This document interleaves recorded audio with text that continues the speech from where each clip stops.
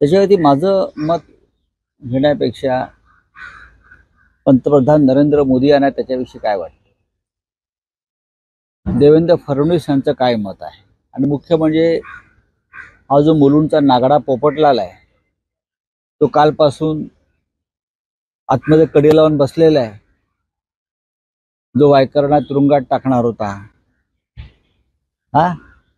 ज्याने सातत्यानं रवींद्र वायकर यांच्यावरती आरोप केले, ज्याने सातत्यानं ईडीकडे तक्रारी केल्या, तो मुलुंडचा नागडा पोपटलाल वायकरांच्या प्रवेशानंतर मुलुंडला आपल्या घरी आतून कडी लावून बसलेला तो बाहेर पडायला तयार नाही. त्याला बाहेर काढा आधी आणि त्याचं मत घ्या. त्याला विचारा की आता वायकर हे वॉशिंग मध्ये गेले आणि तुमच्याकडे आले, आता तुझं या सगळ्यावरती काय मत आहे? आमच्याकडे असताना आरोप करायचे, गुन्हे दाखल करायचे, अटकेच्या धमक्या द्यायच्या, कुटुंबाला त्रास द्यायचा, आणि मग त्या भीतीपोटी एखादा माणूस दुसऱ्या त्या पक्षात गेला, फडणवीस, शिंदे गट, अजित पवार गट, की तो पवित्र होतो, तो स्वच्छ होतो. वायकरांच्याही तसंच झालं. पण शेवटी माणसानं हिंमत दाखवायची असते. लढाईच्या वेळेला पळून जाणारे त्यांची नोंद इतिहासात होत नाही, लढणाऱ्यांची नोंद होते. ठीक आहे, त्यांचा निर्णय त्यांनी घेतला जरी असला तरी याच्यात नाचक्की झाली आहे ती भारतीय जनता पक्षाची आणि त्यांच्या बरोबरच्या त्यांच्या तथाकथित मित्र पक्षाची. तुम्ही कालपर्यंत वायकरांना तुरुंगात टाकायला निघाला होतात ना, त्यांना, त्यांच्या कुटुंबियांना भ्रष्टाचाराचे काय मोठे मोठे आरोप केले होते तुम्ही. मग आता त्या आरोपांचं काय झालं? माझं मीडियाला आव्हान आहे, हे भांडुपला माझ्याशी तुम्ही बोलताय, बाजूला मुलुंड आहे, ज्याने वायकरांचा छळ केला या सगळ्या वर्षभरामध्ये, तो मुलुंडचा नागडा पोपटलाल आता कुठे आहे? वायकरांच्या प्रवेशानंतर त्याने स्वतःला कुठे कोंडून घेतलाय? त्याने आता बोलावं, रिॲक्शन जाऊन त्याची घ्या, प्रधानमंत्री मोदीची घ्या. ना खाऊंगा ना खाणे दूंगा. मग का आता वायकरांची जी का 500 कोटीच्या प्रॉपर्टीवर जो काय तुम्ही दावा सांगितला होता भ्रष्टाचाराचा, मग त्या 500 मधले तुम्ही भाजपा, मिंदे याच्यात का 500 कोटी वाटून घेतले का? आणि 100 कोटी भारतीय जनता पक्षाच्या निवडणूक निधीमध्ये टाकले, इलेक्ट्रल बॉन्ड्स वगैरे घेऊन. तर मोदीला विचारा जाऊन, बोला सर, कल तक जिनके ऊपर ईडी की कार्रवाई हो रही थी वही रविंद्र वायकर आज कल तक देखिए, रविंद्र वायकर एमएलए है पार्टी की, शिवसेना के नेता भी है, हमारे साथ ही रहे, बहुत ही तनाव और दबाव में थे, क्योंकि जिस तरह से उनको प्रताड़ित किया जा रहा था, ईडी सीबीआई के नाम से धमकाया जा रहा था, तो बेचारे वो चले गए. 500 करोड़ का घपला किया, ये किया, वो किया, वो तुम्हारा जो है ना कोई मुलुंड का नंगा पोपटलाल, अब उसको जाकर पूछिए कि आपने जिस वायकर के ऊपर एक के पीछे एक आरोप किए थे, अब उसका क्या हो गया? वो तो आपके साथ आ गया, कल से उस बंद कमरे में बैठा है, वो दरवाजा नहीं खोल रहा है वो सोमैया. तो आप जाकर पूछिए उनको, नरेंद्र मोदी जी को पूछिए, देवेंद्र फडणवीस को पूछिए.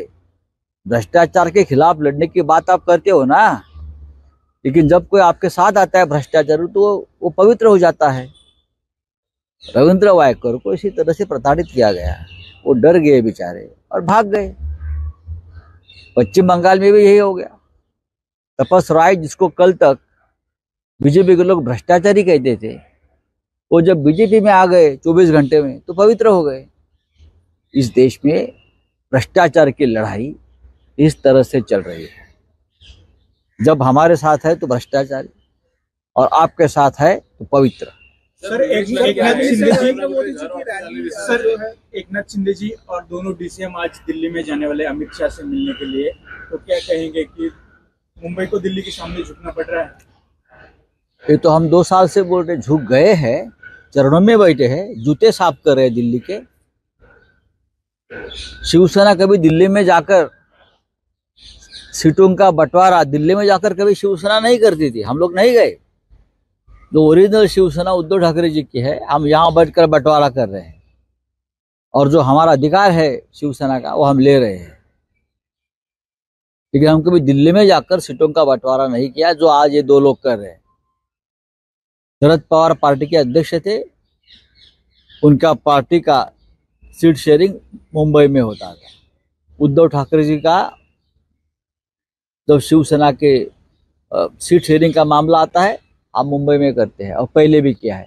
अब उनको तो सुबह जाते हैं दिल्ली में, रात को बैठते हैं, वापस चले जाते हैं, वापस दूसरे दिन दिल्ली चले जाते हैं। देखेंगे क्या होता है। सर आपने संतोष बांगर अरुण गोयल जी के ऊपर आप सामना में आज आपने अरुण गोयल जी ने कहा है कि इलेक्शन के पहले जो है वो इस्तीफा दे देते हैं, तो उसके पीछे राज क्या है? हाँ, राज क्या है बता देना चाहिए ना सरकार ने उसके ऊपर। मैंने पहले भी, अभी नया आदमी बीजेपी का कोई वार्ड अध्यक्ष को वहां लगा देंगे नौकरी को, और क्या कर सकते।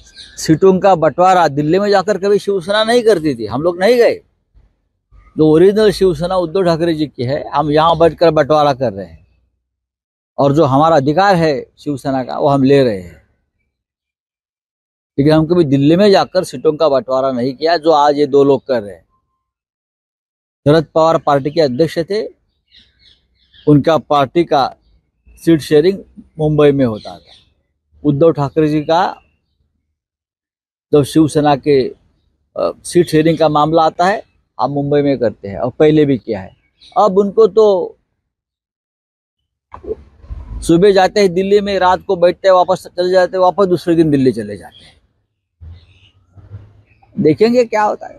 सर आपने संतोष बांगर अरुण गोयल जी के ऊपर आप सामना में आज आपने अरुण गोयल जी ने कहा है कि इलेक्शन के पहले जो है वो इस्तीफा दे देते हैं, तो उसके पीछे राज क्या है?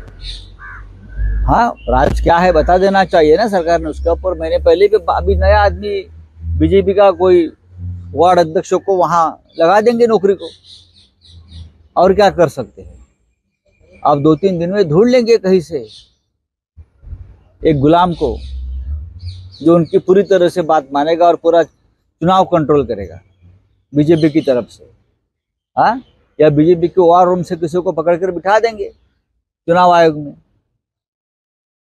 चलिए, संतोष बांगर आज शिवसेनेमध्ये 2 महत्वाचे प्रवेश होत आहेत।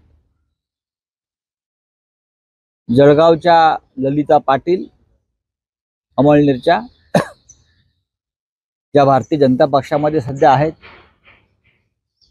त्या आज 12:30 वाजता शिवसेनेमध्ये प्रवेश करतील।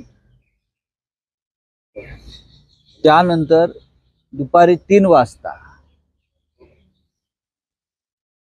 डबल महाराष्ट्र केसरी आणि कुस्ती क्षेत्रातील लोकप्रिय नाव सांगलीचे पहलवान चंद्रहार पाटील, जे 2दा महाराष्ट्र केसरी झाले, ते चंद्रहार पाटील आज दुपारी 3 वाजता त्यांच्या हजारो समर्थकांसह शिवसेनेमध्ये प्रवेश करतील। त्यांचं आणि माझं आत्ताच बोलणं झालं। सांगलीतून जवळजवळ 1000 गाड्यांचा ताफा घेऊन ते निघालेले आहेत, भगवे झेंडे लावून। ते दुपारी 3 वाजेपर्यंत मुंबईत पोहोचतील आणि त्यांचा प्रवेश होईल। आज दोन्ही प्रवेश, ललिता पाटील जळगाव आणि चंद्रहार पाटील सांगली, या दोन्ही प्रवेशांमुळे शिवसेनेची ताकद त्या भागामध्ये अधिक मजबूत होणार है। सर फडणवीस जो है रैली करने से पहले हरियाणा में फडणवीसांचं मुख्यमंत्री होण्याचं स्वप्न कुठे पूर्ण अपुरं दिसतंय। भाजपने पूर्ण त्यागाची तयारी दाखवली आहे। शिंदे गटाला कुठे जागा वाटली त्यांची काही निश्चित नाही मला माहित। सर भारतीय जनता पक्ष कुठे भारतीय जनता पक्ष राहिला आता, तो भारतीय काँग्रेसच झालेला आहे। तो भारतीय काँग्रेस आहे ना। भारतीय जनता पक्ष असतं तर असा तुकड्या ताकड्यामध्ये अडकून बरं का सत्तेसाठी कोणाला मांडीवर घेऊन बसला नसता. एक विचारधारा असलेला पक्ष होता. आम्ही जेव्हा त्या पक्षाबरोबर काम केलेलं आहे तेव्हा त्या पक्षाला एक विचारधारा होती, आज गटारधारा आहे. Sir, prime minister Narendra Modi जो है वो रैली करने वाले हरियाणा में, लेकिन उसके साथ साथ वीरेंद्र सिंह और बाकी के लोग जो है वो कांग्रेस में शामिल होने वाले हैं. लेकिन देखा जा रहा है तो जाट वोट्स के लिए ये जो है वो rally prime minister Narendra Modi election के पहले कर. देखिए, नरेंद्र मोदी जब भी कहाँ रैली करते हैं तो वहां उनका जात और धर्म का गणित होता है. राज्य की प्रगति, देश का विकास, सबका साथ, ये मुद्दे नहीं होते. जब भी किसी को प्रवेश देते हैं, चाहे वो भ्रष्टाचारी क्यों ना हो, चाहे व्यभिचारी बलात्कारी क्यों ना हो, उनके पीछे जात और धर्म का गणित होता है. हाँ, तो नरेंद्र मोदी जी, जैसे मैंने कहता हूं, वो देश के प्रधानमंत्री नहीं मानते अपने आप को. कभी कभी किसी जातीय विशेष के प्रधानमंत्री होते हैं और कभी कभी नहीं, ज्यादातर वो गुजरात के प्रधानमंत्री रहते हैं. सर, निलेश लंके यांची पुन्हा घर वापस आलेली आहे. निलेश लंके यांचं आम्ही स्वागत करतो. मला त्याविषयी माहीत होती की निलेश लंके हे पुन्हा शरद पवार यांच्याकडे येतील आणि त्या भागातून निवडणूक लढवतील.